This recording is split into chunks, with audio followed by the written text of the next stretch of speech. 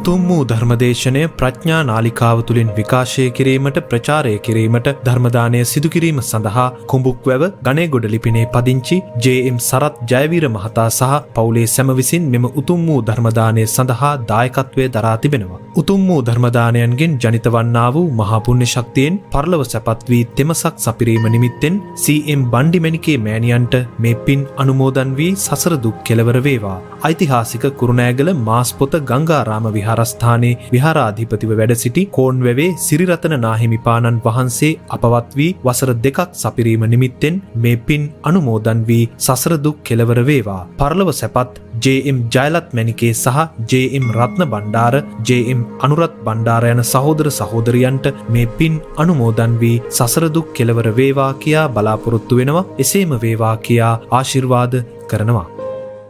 නමෝ තස්ස භගවතෝ අරහතෝ සම්මා සම්බුද්දස්ස. නමෝ තස්ස භගවතෝ අරහතෝ සම්මා සම්බුද්දස්ස. නමෝ තස්ස භගවතෝ අරහතෝ සම්මා සම්බුද්දස්ස. අනිච්ඡාවත සංඛාරා උපාද වය ධම්මිනෝ උපජ්ජිත්වා නිරුද්ධಂತಿ තේසං වූපසමෝ සුඛෝ. ප්‍රථමයෙන් මා කියන්න කැමති මම මේ පාංශුකෝලයක් දෙන්න එහෙම සූදානම් වෙනව නෙවෙයි. මේ නාලිකාව තුළ ධර්මදේශනාවන් විකාශනය කරන සදහවත් පින්නතුන් අපට යම් මාතෘකා දෙනවා. මේ මාතෘකාවට සාධාරණයක් ඉටු කරන්නයි සූදානම් වෙන්නේ. ඒ වගේම පෞද්ගලිකව මා දන්නවා සමස්ත සමාජයේම මෙය අසුභවාදී ගාථාවක් වශයෙන් සලකමින් මරණයකදී කියන එක කියලා හිතන් ඉන්නවා. මට අවශ්‍ය මේ අසුභවාදී චින්තනය ඔබෙන් හිතින් අයින් කරන්න. අපට තියෙන අවබෝධය අනුව ගත් කල මෙතරම් සුභවාදී චින්තනයක් තියෙන ගාථාවක් ත්‍රිපිටකයේම හොයාගන්න බැරි වෙයි කියලා කියන්න වෙනවා. මොකද ඒ වගේම තමයි ඔක්කොම තියෙන්නේ. නමුත් ඒ තරමට මේ චින්තනය සුභවාදී. ඇයිම තීරණයට මම එන්නේ? තියෙන දැන කියන්නම් ඔබට. යන ජාතක පොතට. ඉන් බලාගන්න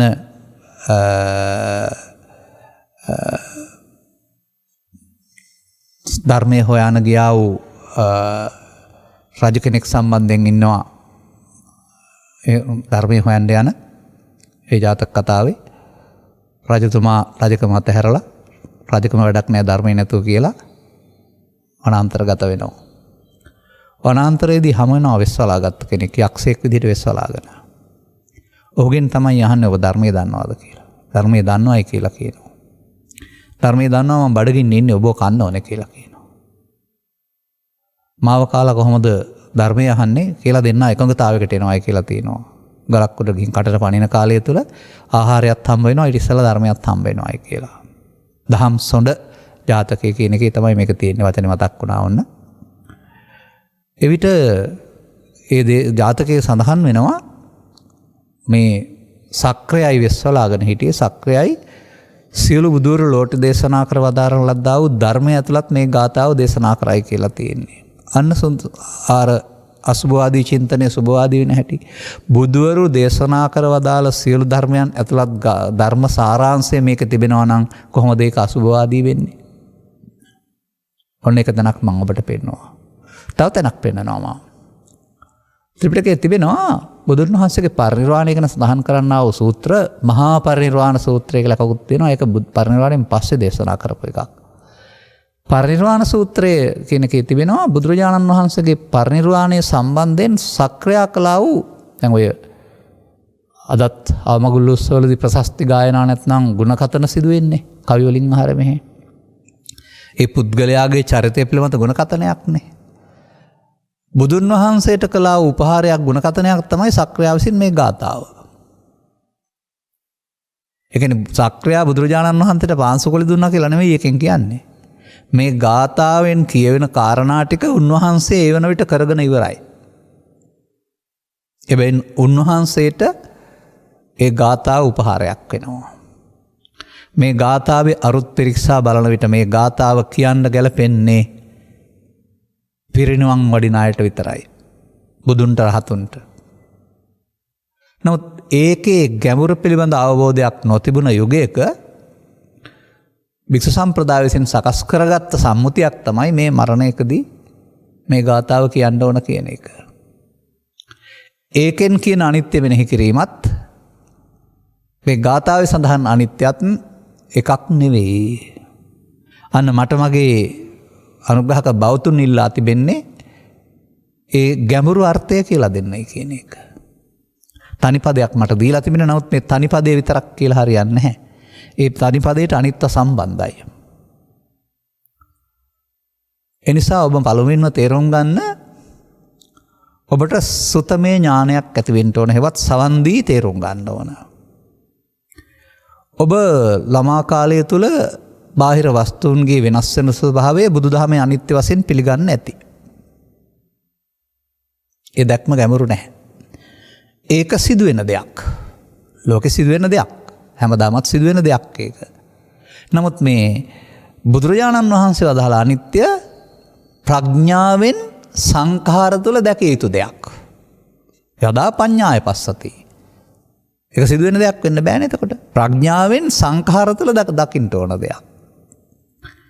ඒ නිසා ඒ සංඛාර හොයා ගන්න ඕන. ඒ සංඛාර සම්බන්ධයෙන් ඔබේ දැක්ම මොකක්ද කියලා තේරුම් ගන්න ඕන. මා මේ පිළිබඳව පැහැදිලි කිරීමේදී මේ සංඛාර පද බොහෝ වාරයක් පැහැදිලි කරලා තියෙන බැවින් කෙටියෙන් ගන්නම්. ලෝකයා බාහිර කසල වලට සංඛාර කියලා කියනවා. ත්‍රිපිටකෙත් ඒ වචනේ සඳහන් වෙනවා. නමුත් ඒකේ කයන්න මහ ප්‍රාණ නෙමෙයි. ඒ නිසා ඒක අපට අදාළ කරුණක් නෙමෙයි. වත්මන් සමාජයේ මේ වන විට මිනිසාගේ සිත කය වචන කියන තුනේ ක්‍රියාකාරීත්වයට කාය වචී මනෝ සංකාර කියලා කියනවා. නමුත් ඒවා සංඛාර වෙන්න බැරි හේතුවක් තියෙනවා. මොකද ඒවා සංඛාර නම් බුදුන් වහන්සේ ඕවා නිරෝධ කළේ අවුරුදු 80 දී.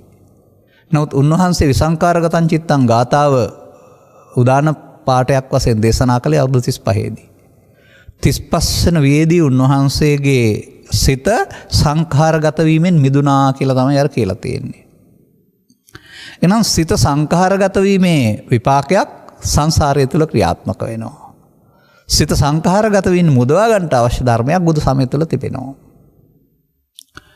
මේ කියන සංඛාර කොහෙද තියෙන්නේ? මේ සංඛාර වලින් මොනවද ලැබෙන්නේ? මේ සංඛාර මේ අපාය යන අයට, දිව්‍ය ලෝක යන අයට, බ්‍රහ්ම ලෝක යන අයට අනිත්‍යද නිට්ටයද කියලා ඉගෙන ගන්න ඉස්සර වෙලා. එවිට සංගතනිකායේ පරිවංශන සූත්‍රයේ මේ සංඛාර ಜಾති තුන තියෙනවා. අවිද්‍යාවක් තුළ මේ සත්වයෝ සිතින් කයෙන් වචනෙන් වරින් වර මොහොතින් මොහොත අවිසංකාර ජාති තුනක් රැස් කරනවලු.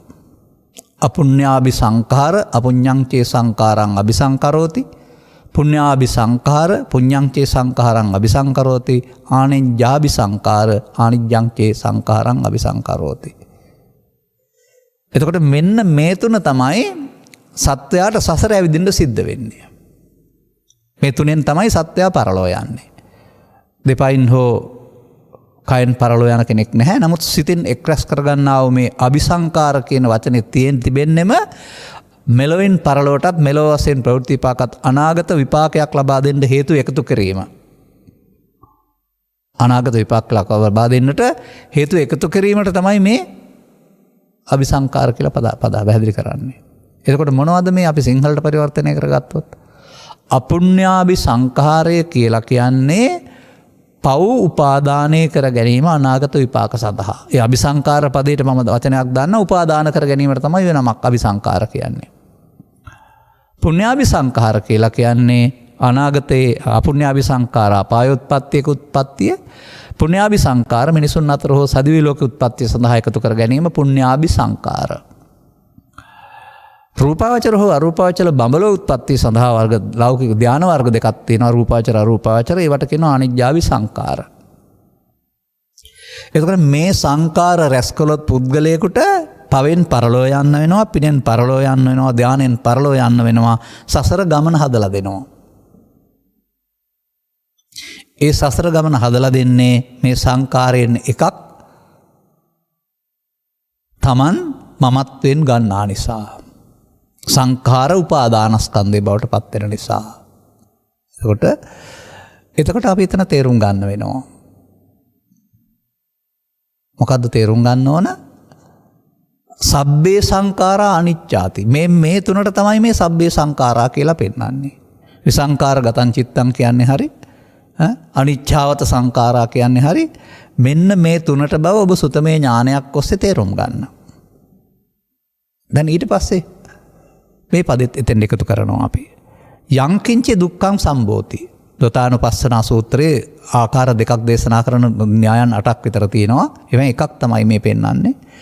සත්වයාට කිසියම් දුකක් හට ගන්නවා නම් ඒ දුක් සියල්ල සංකාර ප්‍රත්‍ය වීමෙන්. හැබැයි සංකාර නිරෝධ කළොත් දුක් හටගන්නේ නැහැ. දැන් එහෙනම් අපාගත දුක අපුඤ්ඤාවි සංකාරයෙන්නේ. ජරාව නැති වුණාට දිව්‍ය ලෝකේ ආපහු එතනින් ජාති මරණ වලට එන්න වෙනවා. එහෙනම් ඒ පුඤ්ඤාවි සංකාර විපාකේනේ.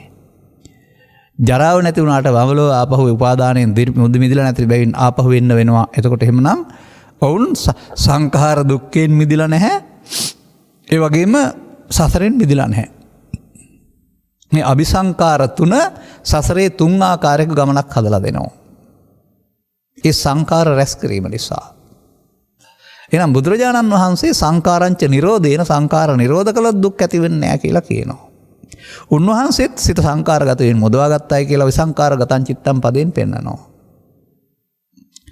දැන් මේ සංඛාර සම්බන්ධයෙන් ඔබේ දර්ශනය මොකක්ද බලන්න. අන්න එතනයි මේ වචන තේරුම් ගන්න ඕන. මේ නিত্য අනිත්‍ය පද දෙක නিত্য කියන්නේ ස්ථිරයි අනිත්‍ය කියන්නේ ස්ථිර නැහැ කියන අර්ථයෙන් ගලව ගන්න. බාහිර වස්තු සම්බන්ධයෙන්. එහෙනම් ඒකේ තේරුම් ගන්න ඕන මේ නিত্য අනිත්‍ය අතර වෙනස මම කියලා දෙන්නම්. මේක පදේ තියෙන දෙයක් නෙවෙයි. මේක පෘථග්ජනයින් සහ ආර්යයන් අතර අවබෝධය. පෘථග්ජන හැමෝටම සංඛාර නිට්ටයයි සුඛයි ආත්මයි. සද්ධර්මයේ තේරුම් ගත්ත පුද්ගලයා පමණක් සංඛාර නිට්ටය සුඛ ආත්ම කොට ගන්නෙ නෑ කියලා බුදුන් වහන්සේ වදාරනවා.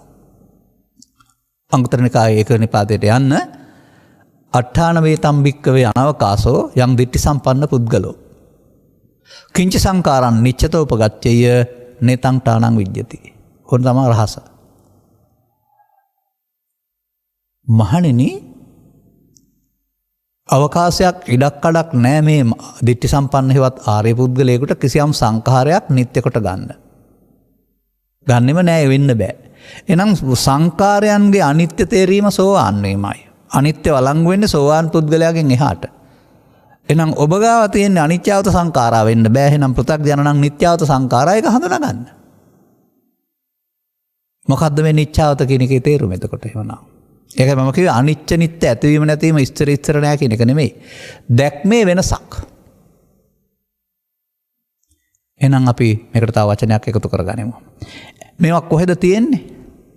මා තිබෙන්නේ ඇසෙන් කනෙන් නාසයෙන් දිවෙන් හෝ කයෙන් ගන්නා වූ අරමුණ තුල. ඇසෙන් ගන්නා වූ අරමුණ රූප, කනෙන් ගන්නා වූ අරමුණ ශබ්ද, ගන්ධ රස වශයෙන් මෙහෙම ගියාපුවාම මේ රූප අපි සැප දුක් උපේක්ෂා වශයෙන් විඳිනවා. රූපස්කන්ධේ වේදනාස්කන්ධයෙන් විඳිනවා. වේදනාස්කන්ධයයි දෙක සංඥාස්කන්ධයෙන් හඳුනනවා. රූප වේදනා සංඥා තුනෙන් වුණ දේ සංඛාරයෙන් ඇලෙනවා ගැටෙනවා. රූප වේදනා සංඥා සංඛාර හතරෙන් වුණ දේ විඥාණයෙන් විශේෂයෙන් දැනගන්නවා. ඒක තියෙන රූප වේදනා සංඥා සංඛාර කියලා තැනක්. අන්නේ සංඛාරය තමයි නැත්නම් ස්කන්ධ පංචකයේ මේ සංඛාර ස්කන්ධය තමයි ස්කන්ධ පහ පවට පිනට ධානයට නැඹුරු කරන්නේ. ඒ සංඛාර ස්කන්ධ චේතනානි කියලා කියන්නේ සංඛාර වලට. පාප චේතනා නම් ස්කන්ධ පංචකේ පවට නැඹුරුණා පුණ්‍යාවි සංඛාර. පුණ්‍ය චේතනාන් ස්කන්ධ පංචකේ සංඛාර එතකොට එනම් පුණ්‍යාවි සංඛාර. ධාන චේතනා නම් ස්කන්ධ පංචකේ සංඛාර අනිජ්ජාවි සංඛාර. දැන් අபிසංඛාර කියන පදේ තේරුම ස්කන්ධ පහ හටගෙන නැසෙන්නට හේතු ඉතුරු වෙනවා. මෙන්න මේ අනාගත ඵලයක් උපදින්න හේතු ඉතුරු වෙන්නේ සංඛාර අනිත්‍ය නිසා නෙවෙයි නිට්ටය නිසා. එහෙනම් බුදුන් වහන්සේ ලෝට දේශනා කර වදාරලා තිබෙන්නේ අනිත්‍යවත සංඛාරා ධර්මයයි. ඔබ අපාය යන්නේ, ඔබ දිව්‍ය ලෝක යන්නේ, ඔබ වඹලෝ යන්නේ ඔබට සංඛාර නිත්‍ය නිසා. ඔබ නිච්ඡාවත සංඛාරා. මතක තබා ගන්න. ඔන්න ඔකයි ඇත්ත සිද්ධිය. ඔබ නිච්ඡාවත සංඛාරා. ධර්මයේ අනිච්ඡාවත සංඛාරා වුණාට ඔබ දන්නේ නැහැ ඔබම නිච්ඡාවත සංඛාරා තුල හිර වෙලා බව. දැන් මේ සංඛාර සම්බන්ධයෙන් ඊළඟ පදයට එන්න. අනිත්‍යවත සංඛාරා කරගන්න හැටි මම පස්සේ අගට කියලා දෙනවා. උප්පාද වය ධම්මිනෝ. ඔය උත්පාද කියන්නේ අර අපි මේක ගනිමුකෝ මෙහෙමත්. අපි මේක ගනිමු අවමගුල් උත්සවයක විග්‍රහ වෙන ආකාරයෙන්. අනිත්‍යවත සංඛාරා. මිනිස්සයා ජීවත් වෙලා හිටියා දැන් අනිත්‍යයි. උප්පාද වය ධම්මෝ ඉපදිනවා මැරෙනවා. උපජ්ජිත්වා නිරුද්ධාන්ති ඉපදිලා නැති වෙලා යනවා. හැබැයි එහෙම ගත්ත ගමන් ඊළඟ පදයට මේ තුන ගලපන්න නම් බෑ. මොන අර්ථයකින් සමාජය කියනවද මොන අර්ථයකින් වැදගෙන ඉන්නවද මොන අර්ථයකින් භාවිතා කරනවද මම දන්නේ නැහැ ඒක. නමුත් ගැලපෙන්නේ නැහැ. ඒ නිසා අපි අගපදයට මේ මුල් පද තුන ගලපන්න පුළුවන් වෙන්න ඕන. එතකොටයි සම්පූර්ණ ධර්මයේ සම්පූර්ණ වෙන්නේ. එහෙනම් මේ ස්කන්ධ පංචකයේ ඇසෙන් කලින් නාසෙන් දිවෙන් කයෙන් හටගන්නකොට ප්‍රසාදයන්ට ගැටි මේ සංඛාර උත්පාද හේතුප්‍රත්‍යයෙන් හට ගැනීමට උත්පාද කියනවා. අල්ලාගත්තේ නැත්නම් හේතු ඉතුරුනුයි නැසෙනවා. ඒකට කියනවා උප්පාද වය ධම්මිනෝ ධර්මයක්. උත්පාද වයකට අදාළ ධර්මයක්. ඔබ මොකද කරන්නේ? ඔබ උත්පාද වෙලා නැසෙන්න පෙර තණ්හා උපාදාන භවයෙන් එකතු කරලා අල්ලා ගන්නවා. දැන් උපාදාන වී නැසීම හේවත් භවයේ සකස් කරන්න අදාළ හේතුවක් ඉතුරු කරගන්නවා. ඒ නිසා පෘථග්ජන පුද්ගලයාට උප්පාද වය ධම්මිනෝ නැමැති ධර්මයේ නැහැ. ඔවුන් උත්පාද මොහොතකින් හටගන්නවා හේතුප්‍රත්‍ය උත්පාද. ඊට පස්සේ ඒකට ලෝභයෙන් දේශයෙන් මෝහෙන් අගය එකතු කරලා ඇලෙනවා ගැටෙනවා මුලා වෙනවා. දැන් ඒක හේතු ඉතුරු වෙලා නැතන වැරෙනවා. උත්පාද වයක් ඒකේ නැහැ. නමුත් ඊළඟ පදෙත් කියනවා උපජ්ජිත්වා නිරුද්ධಂತಿ. ඉපදිලා නිරුද්ධ වී යනවා. ඒක ධර්මයක්. දැන් බුදුරජාණන් වහන්සේට පිණිසුගා වැඩීමේදී ධර්ම දේශනා කිරීමේදී සැතපීමේදී මේ කියන ස්කන්ධ පහ හටගෙන අනාගත දුක් විපාකයක් හෝ සැප විපාකයක් දෙන්න හේතු ඉතුරු වෙන අතර වෙන උපජ්ජිත්වා නිරුද්ධಂತಿ ක්‍රියාත්මකයි. ඒක තමයි ධර්මය. ඔබ ළඟ උපජ්ජිත්වා පවුනම් දුක් විපාකයක් පින්නම් සැප විපාකයක් ධානනම් සතර විපාකයක් ඉතුරු කිරීම සද්වීම සඳහා හේතු ඉතුරු කර නිරුද්ධ වෙන්නේ නැහැ. ඒ හේතු ඉතුරුයි අවසන් වීමට නිරුද්ධ කියලා කියන්නේ නැහැ. සංකාරංච නිරෝධේනනේ පෙන්නන්නේ. එහෙනම් ඔබ ළඟ පෘථග්ජන පුද්ගලයා ළඟ සිද්ධ වෙන්නේ සංකාර ඉපදී විරුද්ධ වෙනවා. නෙමෙයි අනාගත ඵලයක් උපදින්න හේතුවක් අවකාශ කොට අවසන් වී යනවා. ඒ කියන්නේ උපජ්ජිත්වා නිරුද්ධಂತಿ කියන එකේ තේරුම නිර්වශේෂ නිරෝධයයි ඔබ ළඟ සිදු වෙන්නේ අවශේෂ නිරෝධයයි. අවශේෂ නිරෝධ කියන්නේ අනාගත ඵලයක් උපදින්න හේතුවක් ඉතුරු වී අවසන් වීම. මේ අනාගත ඵලයක් උපදින්න හේතු ඉතුරු වී යම් කිසි අරමුණක් නැතිනවා නම් ඒ අරමුණ තුළ පවතින්නේ බුදුන් වහන්සේ වදාරනවා අනිදුක්ඛානාත්ම දැක්ම නෙමෙයි නිත්‍ය සුඛාත්ම දැක්ම කියලා. අනිච්චේ නිච්ච සංඤිනෝ දුක්ඛේච සුඛ සංඤිනෝ අනත්තානි අත්තාති අසුභේ සුභ සංඤිනෝ. අනිදුක්ඛානාත්ම අසුභ දේවල් නිත්‍ය සුඛාත්ම සුභ වශයෙන් අරගෙන සත්වයා ඉපදෙමින් මැරෙමින් සසර යනවා කියලා බුදුන් වහන්සේ වදාරනවා. එහෙනම් දැන් මොනවද මේ? සත්වයා සසර යන්නේ මොනවෙන්ද? වාහනයකින් යන්නේ නැහැ, දෙපයෙන් යන්නේ නැහැ. යන්නේ පවෙන්, පිනෙන්, ධානයෙන්. පවෙන් කාමදුගතිය, පිනෙන් කාමසුගතිය, ධානයෙන් රූපී අරූපී බඹතල. එහෙනම් මේ පවෙන් හෝ පිනෙන් හෝ ධානයෙන් පරලෝ යන්නේ ඔහුට පව නිත්‍ය සුඛාත්ම නිසා, පින නිත්‍ය සුඛාත්ම නිසා, ධාන නිත්‍ය සුඛාත්ම නිසා. පවයි පිනයි ධානයෙන් තුනකට ඇල්ලා නිත්‍ය සුඛාත්මකට අරගෙන පෘථග්ජන පුද්ගලයා බාහිර වස්තු සියලු දේවල් අනිත්‍යයි අනිත්‍ය නිසා දුකයි කියා ඉන්නවා. කොහෙද මේ ඉන්නේ? සුතමේ ඥානේ නෑ නේද? ඒ නිසා ඔබ ඉන්න තැනින් ඉදිරියට එන්න ධර්ම ශ්‍රවණය කරලා අවබෝධය පොළොව කර ගන්න වෙනවා. දැන් පෘථග්ජනයා මොකද කරන්නේ? අபிසංකරෝති සංඛාර රැස් කරනවා. දැන් අන්තිම ගාථාවෙන් මොකද්ද පෙන්වන්නේ? තේසං වූප සමෝ සුකෝ. මෙන්න මේ වායේ අපුඤ්ඤාභි පුඤ්ඤාභි ආනිජ්ජාභි නම් වූ මේ සංඛාරයන්ගේ සංසිඳීම සැපයි. අන්න ධර්මය සංඛාරයන්ගේ සංසිඳීම සැපයි. ඒක තමයි ධර්මය. දැන් ඔබ ප්‍රාර්ථනා කරමින් සසර දිව්‍ය ලෝකේ හරි කාමසුගතියත් මෙහි මනුස්ස ලෝකේ හරි තව එහාට යනවා නම් ඔබ මොකක්ද ඒ කරන්නේ? සංකාර සංසිඳවනවද සංකාර රැස් කරනවද? දැන් මේ ගාථාවේ තිබෙන්නේ මිනිසෙක් විසින් Taman අතින් සිදුවන වරද මුලින් තේරුම් අරගෙන නිවැරදි කරගන්නා වූ මාවත.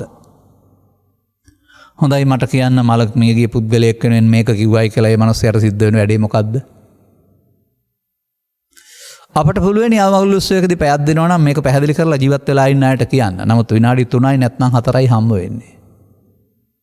මොකද න්‍යාය පත්‍රය යනවා. එහෙනම් ඒ ගාථාවේ අර්ථය පැහැදිලි කරන්න තැනක් එතන නැහැ. දැන් මෙහි පවතින්නේ සසර ඇවිදින මාර්ගයේ වැරදි පැත්ත පෙන්වන අතර නිවැරදි මාර්ගය මේකේ පෙන්නනවා. එහෙනම් සම්පූර්ණ ධර්මයේ නැද්ද ඒකේ?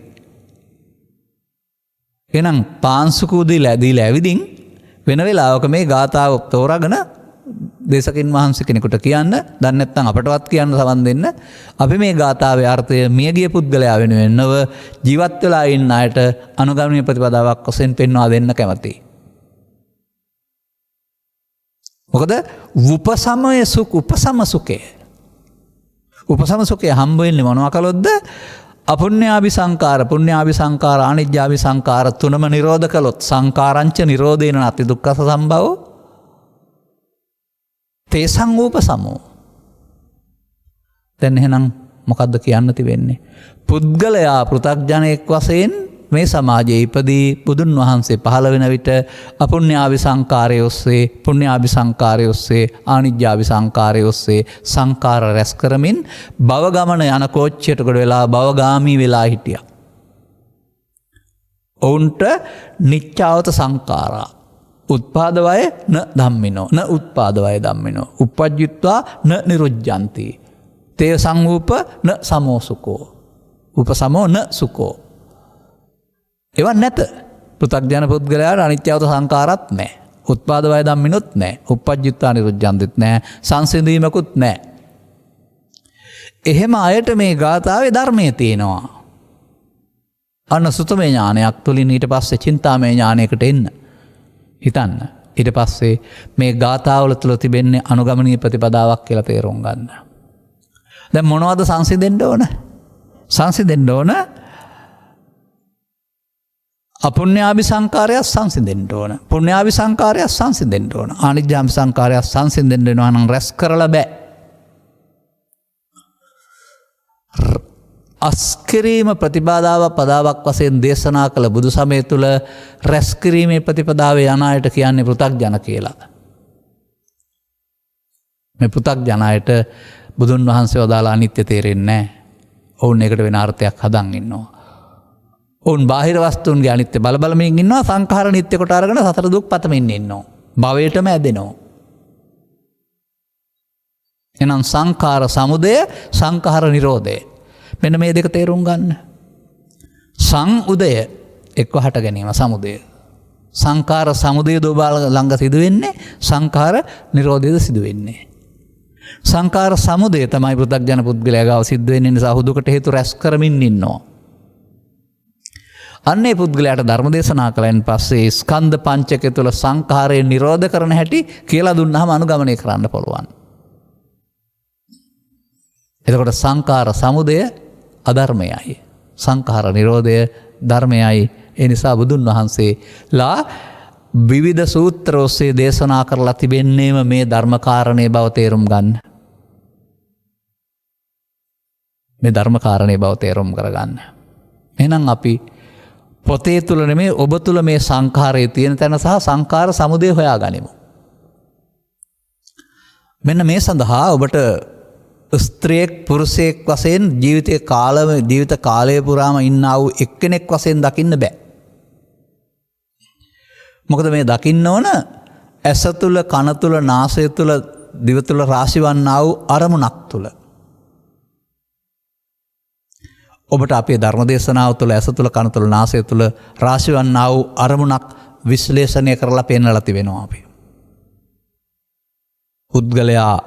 පුද්ගලයෙක් වුණාට ඇස කන නාසය දිවකය සිත නම් වූ ආයතන 6ක එකතුවක පැවැත්මක් වරකට ඔහුට කළ හැක්කේ ඇසෙන් රූපයක් සමග කනෙන් ශබ්දයක් සමග නාසයෙන් ගන්ධයක් සමග සිතින් දිවෙන් රසක් සමග කයෙන් පහසක් සමග හෝ සිතින් එන්නා වූ ලෝභ දේශ මොහ පව්පින් ධාන අරමුණක් සමග එකතු වීම පමණයි. මතක තබා ගන්න. ඔබට කළ හැක්කේ. මෙන්න මේ අරමුණ තුල ඔබ අනුගමනය කරන්නා වූ ක්‍රියා මාර්ගය නිසා ඔබට සසරේ පමාවක් හිමි වෙනවා. ස්වභාවයෙන්ම ඒක පමාව නැහැ. අරමුණ කියන එක ස්වභාවයෙන් පමාණය හටගෙන නැසෙනවාමයි.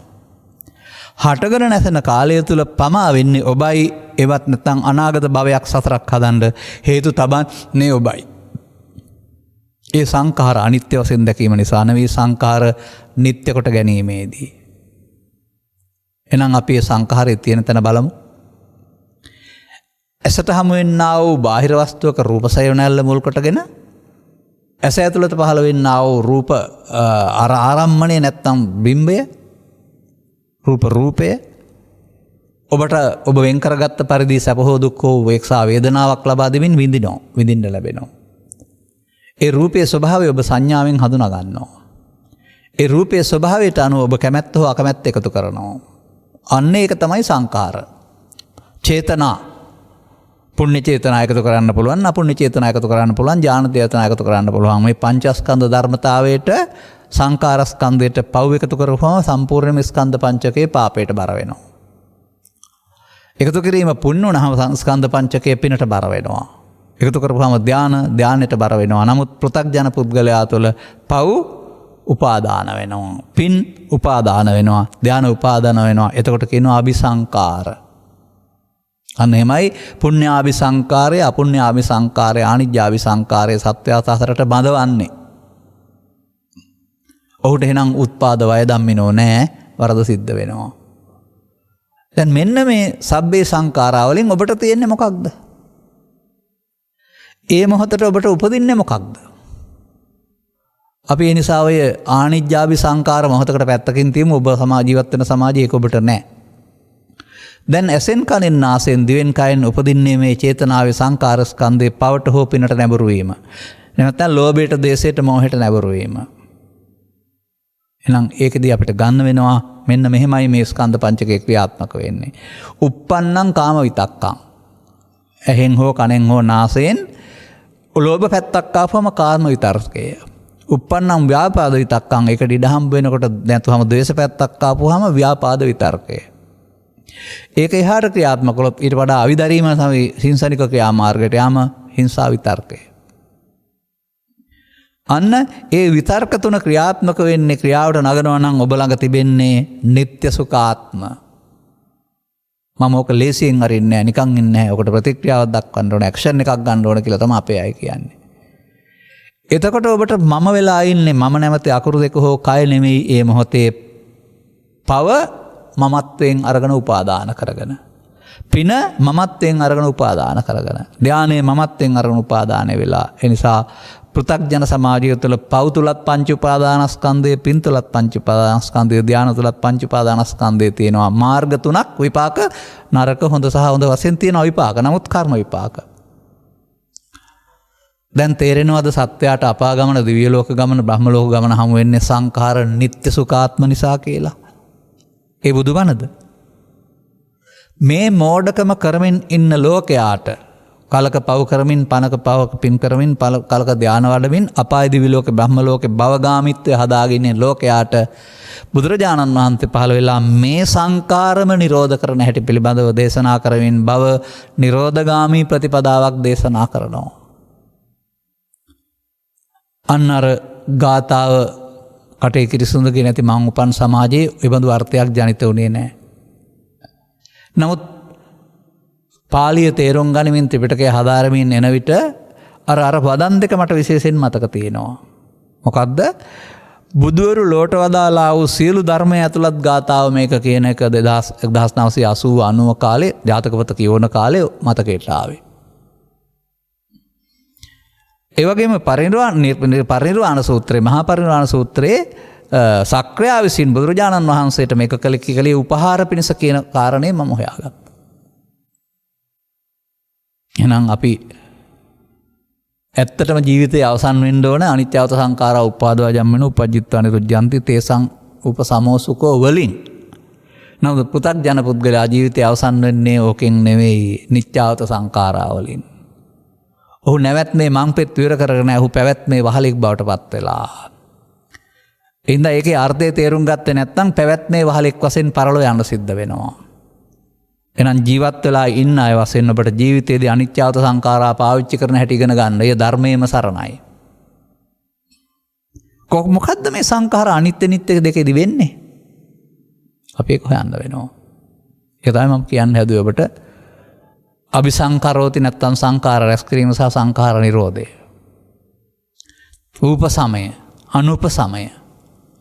අපි අනුපසමය හොයාගමු ඉස්සර වෙලා. ඒ කියන්නේ නොසංසිඳන ආකාරය. මේක සුතමේ ඥානයක් ඔස්සේ චින්තාමය ඥානයකට පාත්‍ර කරන්න ඕන දෙයක් ඔබ. මේක පෙළක් වශයෙන් තියෙන පෙළ දහම ත්‍රිපිටකයේ සංයුත්ත නිකායේ කන්දක වර්ග එහෙම නැත්නම් සලායතන වර්ගවල සිදුවෙන්නේ ඔබේ ඇහි කනේ නාසය. ඔබේ ඇහි කනේ නාසය මේක සිදුවෙන හැටි ඉගෙන ගන්න. අන්න ඒක තුළ ඔබට තේරුම් ගන්න පුළුවන් වේවි මේ සිත සංඛාර ගත වෙන හැටි. නැත්නම් නිත්‍යවත සංඛාර තේරුම් ගන්න පුළුවන් වේවි. ඒ පිළිබඳව තථාගතයන් වහන්සේ මේ කාරණය පිළිබඳව මාගේ සූත්‍රවල ගන්නා වූ අර චක්කුංච පටිච්ච රූපේච උප්පජ්ජති චක්කු විඥානං තින්නම් සංගති පස්සෝ කියන ක්‍රියාමාර්ගය ගන්නවා මම. එකකින් කියලා දෙනවා අනිත් වෙනොත් වෙනස් වෙන්නේ ඇසට රූපේ කනට ශබ්දේ නාසයට ගන්ධය අරමුණ විතරයි අනිත් ඔක්කොම අර කාරණේ කියන පෘථග්ජනයා තුළ මම මේක විග්‍රහ කරනවා. ඒ බඳු ස්පර්ශ වුණාම ඔබට ඊට අදාළ සැප හෝ දුක් හෝ උපේක්ෂා වේදනාව එනවා ස්පර්ශයේ ප්‍රත්‍යයෙන්. ප්‍රත්‍යයෙන් කියන්නේ හේතු වීමෙන්. ස්පර්ශ වුණේ නැත්නම් ඒ වේදනාව එන්නේ නැහැ. වේදනාව සමග ඔබ හිත එකතු කරගත්තා වූ ඇලීම ගැටීම එතෙන්ට එකතු වෙනවා. ඒකට කියනවා වේදනා පච්චය තණ්හා. තණ්හා වුණොත් ගැලවෙන්න බැරිව දැදුවට අර ගන්නවා. ඒකට කියනවා උපාදාන. උපාදාන වුණොත් සසරට ඇලෙනවා අනාගතේ උපදින්න හේතුවක් වෙනවා. ඒකට කියනවා භව.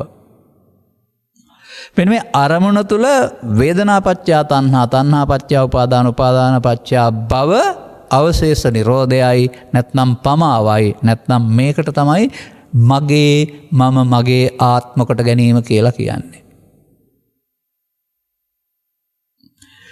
මගේ මම මගේ ආත්ම කොට ගත්තොත් මොකද වෙන්නේ කියලා බුදුන් වහන්සේ මඤ්ඤමාන සූත්‍රයේ පැහැදිලි කරව දාරනවා. මඤ්ඤමානෝකෝ බික්ඛු බද්දෝ මාරස්ස. පව හරි පින හරි ධානය හරි ලෝභය හරි දේශය හරි මෝහය හරි ඔබ මමත්වයෙන් ගත්තොත් මාරයට බැඳෙනවා. මාරයට බැඳෙනවා කියන එකේ තේරුම සංයෝජනය වෙනවා. ඒවත් තණ්හා උපාදාන භව වෙනවා. දැන් ඔබට තේරෙනවද පව තුල අවිද්‍යාව පත්‍ය සංඛාරා තියෙන බව? තණ්හා උපාදාන භව නම් පව තුල අවිද්‍යාව පත්‍ය සංඛාරා. තණ්හා උපාදාන භව නම් පින තුල අවිද්‍යාව පත්‍ය සංඛාරා. තණ්හා උපාදාන භව නම් ධානය තුල අවිද්‍යාව පත්‍ය සංඛාරා. ඔන්න නිත්‍යවත සංඛාරාවල ප්‍රතිඵලය. මම මගේ ආත්ම කොට ගැනීමෙන් සංඛාර නිත්‍ය සුඛ ආත්ම කොට ගැනීම මම මගේ ආත්ම කොට ගැනීම කියන තුනක් දෙකක් නෙමෙයි එකක් ගැනීමෙන් නිරෝධ කරන්න බැරි වෙනවා සංඛාර සමුදය. අනාගත ඵලයක් හටගන්න හේතුවක් චිත්තාභ්‍යන්තරයට ඉතුරු වෙනවා. මේකට කියනවා තණ්හානුසය කියලා. එතකොට එහෙමනම් පෘථග්ජන පුද්ගලයා අරමුණු රසය විඳීමේදී අනාගත ඵලයක් උපදින්න හේතු ඉතුරු කරන්නේ මේ කියන අபிසංකාරය අපුණ්‍ය පුණ්‍ය ආනිජ්ජාභි සංකාරයේදී මේ අරමුණේ ඇලීමෙන් ගැටීමෙන් මුලාවෙන් ඔන්න අල්ලා ගැනීම ඇලීම.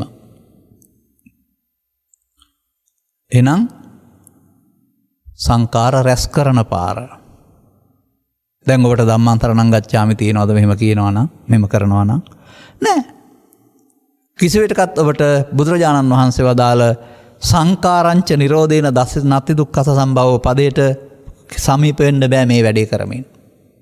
මන්දයත් ඔබ ඉන්නේ සංකාර රැස් කරමින්. ඔබට කියන නම පෘථග්ජන. එහෙම නැත්නම් ඔබට කියන්නේ අනුසෝතගාමී. අනුසෝතගාමියාට පව අල්ලා ගනිමින් පින අල්ලා ගනිමින් ධ්‍යාන අල්ලා ගනිමින් උපාදානය තුළ පවෙන් පරලෝ යාම පිනෙන් පරලෝ යාම ධ්‍යානන් පරලෝ යාම ඔස්සේ භවගාමී විය හැක. ඒ අනිත්‍යාවත සංඛාරා නිසා නෙවෙයි නිත්‍යාවත සංඛාරා. නිත්‍යයි කියන්නේ නම් ස්ථිරයි නෙවෙයි.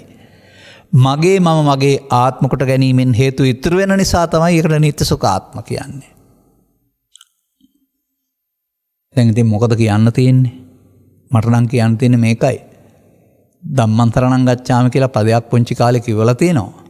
ප්‍රසජ්ජහනාභාවය තුළ අරමුණේ ඇලෙනවා නම් ස්කන්ධ පරිහරණය දන්නේ නැත්නම් එහෙනම් ওই ස්කන්ධ පරිහරණය තුළ සතර ඇවිදින්න හේතු ඉතුරු කරමින් අදම්මං සරණං ගච්ඡාමි. අදම්මං සරණං ගච්ඡාමි ධම්මං සරණං ගච්ඡාමි බවට හරව ගන්න වෙනවා තම තමන් පෞද්ගලිකව. අන්න ඒකයි බුදුන් වහන්සේ වදාරන්නේ මේකට කවුරුත් අම්මෙක් තාත්තෙක් ගුරුවරයෙක් ගලවා ගන්න කෙනෙක් නැහැ කියලා. තමන් වරද කරමින් ඉන්නේ තමන් දස්සනේන සම්පන්නව දැක්මෙන් නිවැරදි කර ගන්න ඕන. දැන් ඔය නිත්‍යාවත සංඛාරාකට ගැනීමෙන් එකතු කරගත්තා වූ ලෝභ දේශ මොහ මූලයන් ඉවර කරන්න තමයි අනිත්‍යාවත සංඛාරා පාවිච්චි කරන්න ඕන. ඒකයි භාවනාව කියන්නේ උපන්න කුසල් දුරු කිරීම නූපන්න කුසල් නූපදීම කියලා කියන්නේ.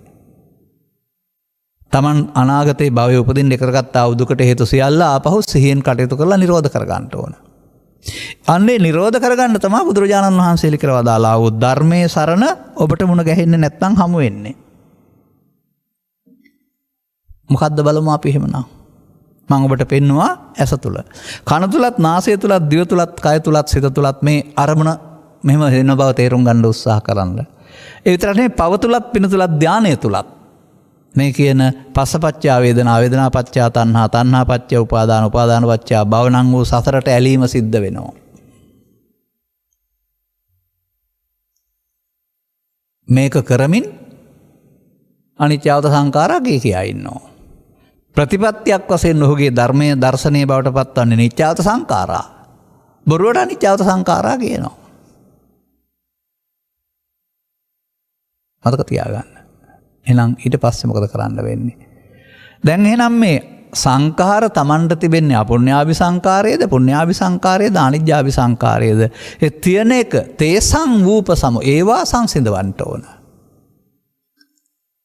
අන්න මම කියන තව පදයක් එළි වෙන තැනක් තියෙනවා. ධානලාභියාට ඒක සංසිඳවා ගැනීමෙන් සතර ගමන කෙලවර කර හැක. ඔහු සතරට අහු හිටියේ ධානයෙන්. පුණ්‍යකාමයාට සතරට අහු වෙලා ඉන්නේ පිනේ උපාදානයෙන් නම් ඒ උපාදානය දුරු කරමින් සතර ගමන කෙලවර කර හැක. පාපකාරී උපාදානය වෙලා තියෙන පාපේ නම් ඒ පාපේ උපාදානයෙන් මිදෙමින් ඔහුට සතර ගමන කෙලවර කර හැක. බුදු සමය පෞකාරයාට පින්කාරයාට ධානලාභියාටත් අමුතුවෙන් පටිසෝතගාමී දොරටුවක් විවෘත කරන දහමක්. නොදන්න කාලය තුළ පව් කළත් පින් කළත් ධ්‍යාන වැඩුණත් ඒකේ පමාව කියන වරද තිබෙනවා. අන්න බුදු බණ හම්බ වෙලා ධර්මයේ තේරුම් ගත්තාම පමා වෙන මොහොත නොපමා වෙන්නේ කොහොමද කියලා තේරුම් ගන්න වෙනවා. දැන් අර අபிසංකරෝති කියන්නේ රැස් වෙනවා කියන එකනේ. සංඛාර රැස් වේ. එහෙනම් සංඛාර නිරෝධ කරන්න ඕනලු. එනිසා අපි කියමු හේතු ඉතුරු වී අවසන් වීම අபிසංකාර රැස් කිරීමයි. හේතු ඉතුරු වෙන්නේ සංකාර මගේ මම මගේ ආත්ම හේවත් නිත්‍ය සුඛාත්ම කියන බන්ධනෙන් බැඳිලා ඉන්න නිසා. ඒකම නොකිරීම නෙවෙයිද අනිත්‍ය කියන්නේ. සබ්බේ සංඛාරා අනිච්චාති. දැන් බලන්න මේ අනිත්‍ය සංඛාර සම්බන්ධයෙන් භාවිතා කළ යුතු දෙයක් පුණ්‍යාභි අපුණ්‍යාභි අනිජ්ජාභි සංඛාරවලදී. එතකොට ඒක බලන්න ඕන දෙයක් නේ. ලෝකයා කල්පනා කරන බාහිර වස්තුන්ගේ වෙනස් වීම බලන්න ඕන දෙයක් නෙමෙයි සිදුවීමක්. එහෙනම් බුදුදහමේ අනිත්‍ය සිදුවීමක් නෙමෙයි. නුවණින් භාවිතා කරන්න ඕන දෙයක්. පෙනෙනවද මේකේ පරස්පරය? ඔබට මේක දිගු කාලීනව ධර්ම ශ්‍රවණය කරලා මේ වරද වැටහෙන්න වෙනවා. එහෙනම් ඔබට ඊට පස්සේ සංසාර ගමන අපාය තුල දිව්‍ය ලෝකේ බ්‍රහ්ම ලෝක තුල නිත්‍යාවත සංඛාරා තුල තමයි ආවේ. ඔබ උත්පාද වයදම්මිනෝ පාවිච්චි කළේ නෑ. උත්පාද කරගත්තා අර අනාගත ඵලයක් උපදින්න හේතු තියමින් අවසන් කළා. ඔබ ඉපදිලා නිරුද්ධ වීම භාවිතා කළේ නෑ. ඔබ ඉපදිලා අනාගත ඵලයක් උපදින්න හේතු ඉතුරු කරමින් අවසන් කළා. එතන ඒ ගාථා පද දෙක ඔබට වළංගු නෑ. ඒ නිසා ඒවා රැස් කිරීම සැපයි. රැස් කිරීම දුකයි කියන තැන ඔබ ඉන්නේ. තේසං ූපසමෝ නෙමෙයි. සංඛාර රැස් කිරීම නැමැති පාරේ ඔබ ඉන්නවා. දැන් පේනවාද අනිත්‍යවත සංඛාරා උප්පාද වය ධම්මිනෝ ගාතාව පටිසෝතගාමි ඔබ අනුසෝතගාමියෙක්. මේ පාරේ යන්නේ නැහැ. ඒක මරණයෙන් පස්සේ ස්වාමීන් වහන්සේලා කියන්න ඕන දෙයක්. ඒකෙන් කියන්නේ මිනිස්සෙක් මැරුණා කියලා තමයි හිතන් ඉන්නේ. දැන් මේක ජීවන ප්‍රතිපදාවක් නෙමෙයිද? ලදරුවෙක් හෝ තරුණෙක් වශයෙන් ගත් කල මේ වුණට ඔබේ චිත්තෙහි මේ පාපය හෝ පුණ්‍යාවේ අභිඥාවේ සංකාර වශයෙන් වැඩිලා තියෙනවා. ඇලෙන කරුණු 50ක් 60ක් 100ක් 1000ක් වෙන්න පුළුවනි. ඒවා නිසා ප්‍රසාදයන්ට ගැටීමේදී යලිත් හටගන්නා වූ කාම විතර්ක, ව්‍යාපාද විතර්ක, විහිංසා විතර්ක අපට දුක් ගෙනත් දෙනවා. අන්න ඇලෙන කරුණු 100යි නම් දුක් 100යි. දැන් ඇලෙන කරුණු තියාන දුකින් මිදෙන්න බෑ. එකක්වත් නැති කරන්න ඕන. අන්න විසංකාරගතං චිත්තං. වර්තමාන ස්කන්ධ පංචකය අනාගත ඵල උපදින්න හේතුවක් තබා අවසන් කිරීම භාවනාව නෙමේ පමාවයි. වර්තමාන ස්කන්ධ පංචකේ උපාදාන නොවි අනාගත ඵලයක් උපදින්න හේතුවක් නොතබා අවසන් කරන්නට ඔන්න ඔතෙන්ද සිහිය ගේන්න ඕන. සතිපට්ඨාන සූත්‍රය හරි තේරුම් තෝරන්න ඕන මෙන්න මේ අර්ථයෙන්. මේ අර්ථයෙන් තෝරන්න නැත්නම් සතිපට්ඨාන සූත්‍රය සමාජයට වැඩක් ගන්න බෑ. මොකද සතිපට්ඨාන කියන එකේ තේරුම සිහිය පිහිටුවා ගැනීම. සිහිය පිහිටුවා ගන්න මොකටද? සිහිත පිහිටුවා ගන්න ඕන විසංකාරගතං චිත්තං වෙන්න. සිත සංකාරගත වෙමින් මුදනාගෙන සසරෙන් මිදෙන්න. ඉතින් ඔබ බලන්න ඔබ පාවිච්චි කරන සතිපට්ඨාන ක්‍රමය සතිපට්ඨානේ ඒක වෙනවද කියලා. ඔය ධර්මයේ නොගැඹුරු වීම තුළ අර්ථ නොගැඹුරු වීම තුළ මේක වෙන වැඩකට යොදා ගන්න පුරුදු වෙනවා සමාජය. එනිසා මා හිතන්නේ බුදුන් වහන්සේ වදාළ සතිපට්ඨානේ වැරදි කියලා. නමුත් භාවිතා කරන සතිපට්ඨානේ විසංකාරගතං චිත්තං නැහැ. මන්දයත් ඒක ස්කන්ධ පහ තුල ක්‍රියාත්මක වීමක වෙනුවට කයේ පුද්ගලයෙක් වශයෙන් සක්කාය දිට්ඨිය තුළ පුද්ගල ඉරියව් පැවැත්මකට ගලපා තිබෙන නිසා. ඒ පිළිබඳව තවදුරටත් කරුණු ඉදිරි දර්ශනාවලදී ඔබට අහන්න ලැබේවි. දැන් අපිට මෙතන අදාළ කරුණට යන්න ඕනනේ. ඒක තමයි වැඩියෙන් විස්තර කරන්න ඕන. එහෙනම් ජීවිතේ යොදා ගන්න ඕන මොකටද? ඒවායේ සංසිඳීම තුළින් ලැබෙන සැපත හොයන්න. තේසං ූපසමෝසුකෝ. කොහොමද මේක වෙනව ඇත්තේ? අර පෙර වුණ දේ පමාවයි ඒක නොකර ඉන්න ඉගෙන ගන්න ඕන. අන්න එතෙන්දී මොහොතට තමයි අපට සිහිය යොදා ගන්න වෙනවා නොපමා වෙන්න. මේ නොපමා වෙන ආකාරය කොහොමද පෙන්ලා තියෙන්නේ? මම අර පෙන්නපු දහම් පෙළේ තිබෙන්නේ අර විදියම ගන්නවා. ඇසෙන් නැත්නම් කනෙන්. සෝතංච පටිච්ච සද්දෝච උප්පජ්ජති සෝත විඥානං තින්නම් සංගති පස්සෝ. කනට නම් ශබ්දයේ උදව්වෙන් කනේ ප්‍රසාදය තුල මේ ශබ්ද රූපය ප්‍රසාදයේ ගෝචර රූපේ සෝත විඥානය කියන තුන එකතු වෙනවා.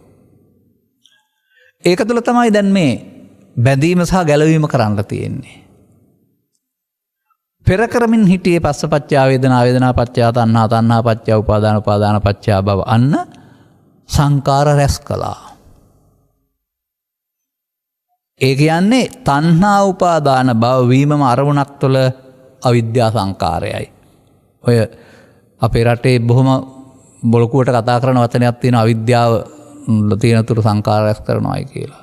නමුත් අවිද්‍යාව පදේ තියෙන තැන සහ අවිද්‍යාව ක්‍රියාත්මක වෙන හැටි පැහැදිලි කරන්න තේරෙන්නේ නැහැ. වචන විතරයි තියෙන්නේ. අදක තබා ගන්න. ඒ විතරක් නෙවෙයි. අපේ සටේ ප්‍රතිසම්පාද විවරණය බුදුදහම එක නෙවෙයි ආත්මවාදී එකක්. මන්දයත් අවිජ්ජාපත්‍ය සංඛාරා ඉස්සර ජීවිතේට එහෙනම් මේ ජීවිතේට ඒමත් තියෙන්න ඕන. සංඛාරපච්චා විඥාන නාපද සලආයතන පස්ස වේදනා. තණ්හා උපාදාන භව. ඊළඟ ජීවිතයක් තියෙන්න ඕන ජාති ජරා මරණ. ජීවිත තුනක් සම්බන්ධ කරපුවහද පටිච්චසම්පාදයක් නේද මේ? තුනක් ඕන නේද ඒකට ජීවිත? ඒකොන්ද පටිච්චසම්පාදේ වෙන්නේ. වර්තමාන අරමුණ තුළ ඇති වී නැති වෙන ක්‍රියාකාරීත්වයක් වෙන පටිච්චසම්පාදයේ ආත්ම තුලකට සම්බන්ධ කිරීම බුදුදහමේ වැඩක් නෙමෙයි හින්දුන්ගේ බමුණන්ගේ වැඩක්. අපි මේක කරගහගෙන යනවා අපේ කියලා. බුදුදහමේ ස්කන්ධ පංචකෙන් පංචකට මොකුත් යන්නේ නැහැ. අර ආත්මයක් තියෙන්නේ පෙර විදිහාන ආත්ම තුලකට සම්බන්ධ කරන්න. ඒ නිසා ඒක තුල පෙන්වන්නේ පමාවක්. ඒක තුල තිබෙන්නේ වචන වලට සිංහල තේරුම් ගැලවීමක් කරුණාම ඇස තුල කන තුල නාසය තුල දිව තුල කය තුල සිදුවෙනා වූ පටිච්චසමුප්පාදයේ විග්‍රහකට නිරෝධය දකින්න හැටි නෙවෙයි. බුදුන් වහන්සේ වදාළ පටිච්චසමුප්පාදේ වැරදි නැහැ. නිරෝධය දැකීම පුළුවන්. නමුත් අපේ රටේ පාවිච්චි කරන මේ පටිච්චසමුප්පාදේ නම් ලියන්න කියන්න පාඩම් කරන්න ඇරුණාම කවදාවත් නිරෝධ කරන්න බෑ. මොකද අතීත ජීවිතයට යන්න බෑ. අවිද්‍යාව නිරෝධ කරන්න. නමුත් අපි පෙන්වන ධර්මතාවයේ වර්තමාන මොහොතේ තමයි අවිද්‍යා සංඛාරය වෙන්නේ. දැන් නම් වෙන්නේ අවිද්‍යා සංඛාරයක නොකොලොත් විද්‍යා විමුක්තිය නෙවෙයිද? ඒ නිසා හොඳට මේ අවිද්‍යා සංඛාරයේ තියෙන තැන හොයාගන්න එක නැති කරන්න පුළුවන්. ඒක කරන්න පුළුවන් වැඩක් වර්තමානයේ. එහෙනම් අපි ඉස්සෙල්ලා කතා කළේ ස්පර්ශ ප්‍රත්‍යයෙන් වේදනාව, වේදනා ප්‍රත්‍යයෙන් තණ්හාව, තණ්හා ප්‍රත්‍යයෙන් උපාදාන, උපාදාන ප්‍රත්‍යයෙන් භව, පමාව හේවත් අபிසංකාර රැස් කිරීම. පව තුලත් මේක පස්සපච්චා වේදනා, වේදනා පච්චා තණ්හා, තණ්හා පච්චා උපාදාන, උපාදාන පච්චා භව.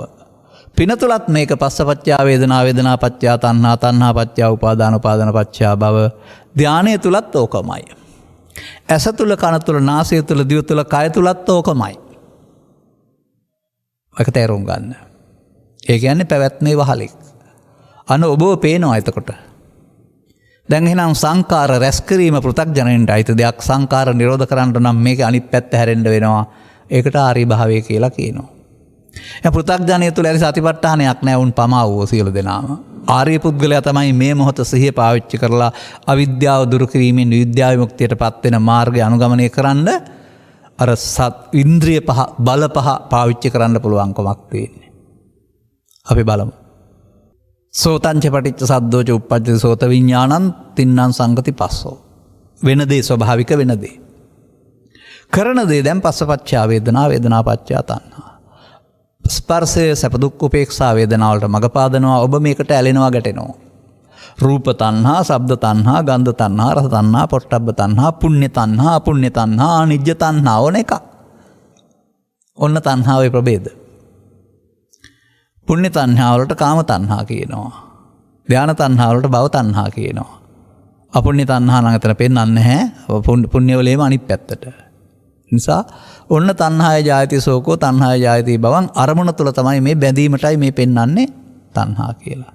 තස්සා ඒව තණ්හාය. අන්නේ තණ්හාව උපාදාන භවෙන්ට නොදී ඔබට. උපාදාන භව වෙනවට කියනවා ශේෂ වෙනවායි කියලා. තණ්හා උපාදාන භව තමයි ශේෂ වීම සිදු වෙන එක. අශේෂ ශේෂ වෙන්න නොදී රාග ඒ කෙරෙහි ඇල්මකින් ගැටීමකින් තොර වෙන්න පුළුවන් නම් විරාග. එතකොට එහෙනම් ශේෂ නිරෝධ වෙනවා. අශේෂ ශේෂ නොවීමට කියනවා නිරෝධය කියලා. එහෙනම් වර්තමාන අරමුණෙහි තණ්හා මමත්වෙන් නොගැනීමෙන්, අල්ලා නොගැනීමෙන් තණ්හා නිරෝධ වුණොත් උපාදාන වෙන්නේ නැහැ. උපාදාන වුණේ නැත්නම් අලි උපදින්න හේතුවක් වශයෙන් භව වෙන්නෙත් නැහැ. තණ්හා නිරෝධයෙන් උපාදාන නිරෝධය, උපාදාන නිරෝධයෙන් භව නිරෝධය. දැන් තණ්හා උපාදාන භව අවිද්‍යා සංඛාරා නම් තණ්හා උපනිරෝධයෙන් භව නිරෝධය මොකද්ද? විද්‍යා විමුක්ති. අන්න අවිද්‍යාව දුර වෙලා විද්‍යාව උපදින හැටි. වර්තමාන අරමුණු තුළ. තේරෙනවා නම් තේරෙයි වර්තමාන මොහොතේ කරන්න ඕන දෙයක් කියන එක පිළිබඳව. දැන් මොකද කළේ? ඒ චේතනාව පාපයක් නම් පාපේ අනාගත ඵලයක් වදින්න ඉතුරු නොකර සංසිඳෙව්වා. ඒ චේතනාව පිනක් නම් උපාදාන කරගන්න නැතුව සංසිඳෙව්වා. ධානලාභියෙක් ඉන්නවා නම් ඒ චේතනාව ධානයේ මමත්වෙන් ගන්න නැතුව සංසිඳවනවා. එහෙනම් අනිත්‍ය බලන්න ඕන අපුඤ්ඤාවි සංඛාරේ පුඤ්ඤාවි සංඛාරේ කාම ලෝකේ ඉන්න කෙනා. තේසං වූප සමෝ සංඛාර අනාගත ඵලයක් උපදින්න ඉතුරු නොකර අවසන් කරනවා. ඒක වතාවක් දේවතාවක් නැත. හදාගත් හේතු ටික තිබෙනතුරු ඇසෙන් කනෙන් නාසයෙන් දිවෙන් කයෙන් මේ අරමුණු ඔස්සේ මෙන්න මේ මොහොතට අවස්ථාව සලසා දෙමින් තම තමන්ගේ වැඩ කටයුතු කරමින් අනාගත ඵලයකට හේතු තබා අවසන් කරන අවශේෂ නිරෝධය වෙනුවට අනාගත ඵලයකට හේතු නොතබා අවසන් කරන නිර්වශේෂ නිරෝධය භාවනාවයි. විදසුන් වැඩීමයි. අනිත්‍ය දුක්ඛ අනාත්ම වශයෙන් බැලීමයි. උපසමය සංසිඳෙනවා. දැන් එතකොට ස්ට්‍රෙස් කිරීමෙන් කාම රූප අරූප භවයේ උත්පත්තිය ජාති ජරා මරණ ඒක හමු වෙනවා. දැන් නැත්නම් ජාති නැත්නම් ජරා නැහැ මරණ නැහැ නේ. අන්න මේ වර්තමාන මොහොත හේතු තබා අවසන් කිරීම පමාවයි ඒක භාවනාව නෙමෙයි. වර්තමාන මොහොත අනාගත ඵලයක් උපදින්න හේතු ඉතුරු නොකර අවසන් කිරීමට කියනවා විදසුන් වැඩිව නැත්නම් භාවනාව. අන්න දැන් ඔබ යන්නේ ඒ වායේ සංසිඳීමේ පාරේ. ඒ කියන්නේ ඔබ එහෙනම් සංඛාරයන්ගේ නিত্য සත්වයා සසර ඇවිද්දවයි. නিত্য කියන්නේ ස්ථිර නෙමෙයි මගේ මම මගේ ආත්ම කොට ගැනීම. සංඛාරයන්ගේ අනිත්‍ය අනාගත ඵල විතර නොකර අවසන් කරයි. දැන් මේ අනාගත ඵලයක් උපදින්නට හේතු ඉතුරු නොකිරීමටම කියන නමක් අනිත්‍ය. වෙන කොහේවත් නෙමෙයි සංඛාරයන්ගේ අනිත්‍ය කියන්නේ තණ්හා උපාදාන භව නොවි අවසන් වීමට. එතකොට මොකද වුනේ? ඒ සංඛාරය විසංකාරගතං සිත සංකාරගත වෙන්නේ නැතුව අවසන් වුණා. උපාදාන නොවි අවසන් වුණා. අනුපාදාය මුච්ඡන්ති උපාදානෙන් මිදෙන්නනේ පෙන්වලා තිබෙන්නේ. මෙන්න මේක තේරුම් ගත්ත පුද්ගලයාට භාවනාව තේරෙනවා. විදර්ශනා භාවනාව. එවිට මේ පුද්ගලයාට නින්ද හැරෙන විට අසකනාසය දිවකය පාවිච්චි කරමින් ඒවයින් උපදින්නා වූ ත්‍රිවිධ විතර්ක ඔස්සේ අහු නොවි යමින් අනාගතයේ ඵල උපදින්නට හේතු ඉතුරු නොකර අවසන් කිරීමේ අනිත්‍ය භාවිතා කරන්න පුළුවන් වෙනවා. දැන් ඔහු ඒක කරනවා නම් ඒකට කියනවා ධර්මයේ සරණ නැත්තම් ධම්මං තරණං ගච්ඡාමි. මරණයටපත් වෙලා අනුල්ලවා මේ ගාතාව කියවගෙන ඒකේ සැනසීම හොයන්න ඉන්න එපා කවුරුවත්. මරණයට පෙර මේක කරගන්න. බුදුන් වහන්සේට සක්‍රියා කිව්වා වගේ ඔබටත් ඒක වළංගු වෙනවා නම්. ඒ තමයි බුදුරුලෝට හෙළි කරවා දාලා වූ සියලු ධර්මයන් අපි පාවිච්චි කළා වෙනවා. එනිසා අපි තේරුම් ගන්න ඕන සදහම්මේ අරුත් ඇතැම්මෝ කියනවා අපි විකෘත කරනවායි කියලා. මා දකින්නේ අවුරුදු 700ක් සිරිසේ සදහම්මේ අරුත් විකෘත වෙලා තියෙන්නේ. පාලිය තුල තියෙනවා වෙන්න පුළුවනි. සිංහලට පරිවර්තනය වෙනකොට අරුත් විකෘති කළේ අපි නෙවෙයි. මගපල දහම අතුරුදහන් වුණේ සද්ධර්මයේ තුලින් අරුත් විකෘති කිරීම තුලයි. අපට තිබෙන්නේ යටුණු දේවල් මතු කරලා පෙන්නමින් ආපහු සද්ධර්මයේ භාවිතා කරන හැටි කියලා දෙන්න. අපි ඉදිරි දවස්වලදී ඉදිරි මොහොතකදී යම් යම් සූත්‍ර දේශනා පැහැදිලි කරනකොට පාලියෙන් පවතින හැටි සහ සිංහලෙන් විකෘති වී තියෙන හැටිත් පෙන්නනවා. ඒකට හේතුව කාටවත් දොස් කියන කාරණයක් නෙවෙයි. ස්කන්ධ පංචකයාගේ ඉපදීම මැරීම තේරුම් ගන්න බැරිව මේවා සිංහලට පරිවර්තනය කරන්නට යාමේදී ධර්මයේ පරිවර්තනය වුණේ නැහැ. භාෂාව විතරයි පරිවර්තනය වුණේ. ඒ නිසා අපි දකිනවා ඒ සිංහලත් තිබුණා ඒ තේරුම් ගන්න පහසු වෙන්න. නමුත් මේ මාගදී භාෂාව නැත්නම් මේ pāli භාෂාව තිබෙන්න ඕන මේක රැකෙන්න. ඒ වගේම හොයාගන්න ඉගෙන ගන්නත් ඕන. මතකද? pāli භාෂාව ඉගෙන ගන්න ඕන ළමයින්ට උගන්වන්න හෝ ඒවට නෙවෙයි. මේ සද්ධර්මයේ තේරුම් ගන්නට පහසු වෙන්න. ඒක උගන්වන එක හොඳයි ගුරුවරයෙක් වශයෙන් අනිත් පැත්තට. නමුත් මේ ඉගෙන ගන්න ඕන සද්ධර්මයේ ගැඹුරින් පවතින එකේ. අදටත් මම දකිනවා පාලිය තුල හොඳට දකින්න පුළුවන්. අදටත් මම දකිනවා සිංහල පරිවර්තනය තුල වැරදි විදිහට පරිවර්තනය වෙලා තිබෙනවා. ඒ නිසාම ඔක්කොම මේක පාඩම් කරගෙන ගිරව් වගේ කියන තැන් මට හම්බ වෙලා තියෙනවා. අපි තේරුම් ගන්න ඕන මේ කාරණාව මනවින්. තේරුම් ගැනීමේදී ඔබට මෙන්න දැන් මේ ගාථාවෙම පමාවයි නොපමාවයි දෙකම තියෙනවා. ඔබ අනිත්‍යවත සංඛාරා කියලා කිව්වට ඔබ පව්පින් ධාන රැස් කරන්නෙත් නම් සංඛාර රැස් කරන්නෙක් ඔබට තියෙන නිත්‍යවත සංඛාරා. එහෙනම් ඔබට ධර්මයේ සරල නැහැනේ. අනුබට මේක තේරුම් ගන්න පුළුවන්කමක් තියෙනවා නම් ඊට පස්සේ අන්න මේක බලන පුද්ගලයා තමයි ඔය පටිසෝතගාමියා කියලා කියන්නේ.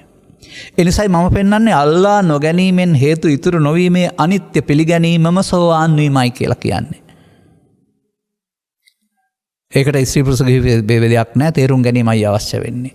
තේරුම් ගැනීම තුළ ඔබට එදිනදා ජීවිතයේ වර්තමාන මොහොත ඇහෙන් කනෙන් නාසයෙන් දිවෙන් කයෙන් නැත්නම් කල්පනාවෙන්. නින්දට මේකට ඉඩ කඩක් නැහැ. නින්දෙදි බෑ. මොකද එතෙන්ට සතිමත් වෙන්න ඕනනේ. සතිමත් වීම තුළ අර පමාව නොවි අවසන් කරන්න ඕන. ඔන්න බුදු සසුනේ පිළිවෙත් පිරීම. ඔන්න බුදු සසුනේ බුදුන් වෙත යන පාර. ඔන්න බුදු සසුනේ අනිත්‍ය නැමැති ධර්මයේ ස්කන්ධ පංචකේ උපාදාන නොවි අවසන් වෙන්න සරණ කරගන්නා වූ ධම්මං සරණං ගච්ඡාමි තියෙන තැන. එහෙනම් අවශ්‍යය තේරුම් අරගෙන මේ කියන කතාව ඇත්තද කියලා බලන්න. එතකොට එහෙමනම් එහි අර ඔබ හැමදෙනා තුළම මේ ගාථාවේ පවතිනා වූ අසුභවාදී චින්තනය ඉවත් වෙනවා. ගැඹුරු සදහම් පැහැදිලි කරන්නා වූ කරුණක් ඒක තුලින්ම අපිට මේක හොයාගත්තාම අනුගමනය කරන්න පුළුවන්. මේක තේරෙනවා නම් වෙන මොනම සූත්‍රයක්වත් ආයෝන නැහැ. මොනම භාවනාවක්වත් ආයෝන නැහැ. වැඩේ කරේනවා. එසා ඒ අනුග්‍රහක බෞතුන් වශයෙන් මේ මාතෘකාව මට ලබා දීලා නැවතත් කලේ කොමක්ද අසන්නන්ට දහම් කරුණු පැහැදිලි කරන්නට කරුණ අවස්ථාවක් ලබා දීම. මොකද කලේ අපි ගාථාවේ තියෙන අසුභවාදී බව හදාගත් එකක් මේ ගාථාවේ පෙන්වන්නේ සුභවාදී චින්තනයක් කියලා පැහැදිලි කළා. ඒ පැහැදිලි කර ගැනීම තුළ තේරුම් ගත්ත පුද්ගලයාට තේරුම් ගත්ත තැන් පටන් ආපහු පටිසෝතගාමී වෙන්න පුළුවන්. දැන් ඔහු මොකද කරන්නේ? දැන් ඔහු තේසං වූප සමෝ සංඛාරයන්ගේ සංසිඳීම ආරම්භ කරනවා. එවිට ඔහුට එහෙනම් අනිත්‍යවත සංඛාරා වළංගුයි. ඔහු සංඛාර මගේ ආත්ම කොට ගන්නෙ නැහැ. එහෙනම් ඔහු උත්පාද වය හේතු ඉතුරු නොවී අවසන් උත්පාද වය නැමැති ධර්මයට මුහුද දීලා ඉන්නවා. ඔහු ළඟ ඉපදිලා නිරුද්ධ වෙනවා. එහෙනම් හේතු ඉතුරු වෙන්නේ නැති නිසා සංඛාර සංසිඳනවා. ඔහුට නියත වශයෙන්ම සංඛාර සංසිඳීමේ සැපයට ක්‍රමෙන් සමීප වෙන්න සිද්ධ වෙනවා. සෝවාන් ආදී මාර්ගඵලයෙන් ලබන්නා වූ නිර්වාණ සුවයට තමයි මේ සංඛාර සංසිඳීමේ සැපය කියලා කියන්නේ. එබැවින් අපාතින් සිදුනා වූ වරදක් නිවැරදි කර ගැනීම සඳහා පෞකාරයින්ට පින්කාරයින්ට ධානලාභීන්ට බුදුන් වහන්සේ දහමක් දේශනා කළා. දහම තේරුම් ගත්ත ඕන කෙනෙකුට මේ පව තුළ පින තුළ ධානය තුළ පවතිනා වූ මමත්වෙන් ගැනීම නැත්නම් උපාදානයෙන් මිදෙන මාර්ගය අරගෙන ලෝකෝත්තර සුවය මෙහිදීම විඳින්න පුළුවන් වෙන ලෞතර සුවය. එබැවින් දහම් මැස පාදා ගනිමින් අනුගාමී ප්‍රතිපදාවකට යමින් ඔබ අවංක පුද්ගලයෙක් බවට පත්වෙමින් ඔබ දැහැමි වෙලා ඒ සැනසීම සමාජයට ලබා දෙමින් රට දහම් දීපයක් බවට පත් කරන්නට ධර්මයේ සරණ භාවිතන් කරන්නන්ගේ සංඛ්‍යාව ඉහළ දමා ගන්නට අවශ්‍ය මංපෙත් විවර කරගන්නට මෙම කරුණු පැහැදිලි කිරීම මෙම සවන් දීම හේතු වාසනාව වේවායි කියන සුභාශිංසනය කරමින් මම ධර්මානුශාසනාව මෙතකින් අවසන් කරනු ලබනවා. සබ්බිහිතයෝ විවජ්ජන්තු සබ්බ රෝගෝ විනස්සතු මාතේ බවත් අන්තරායෝ සුඛී දීඝායුකෝ බව හැම දිනාටම තෙරුවන් සරණයි. මෝහක්ඛයෝ නිබ්බානං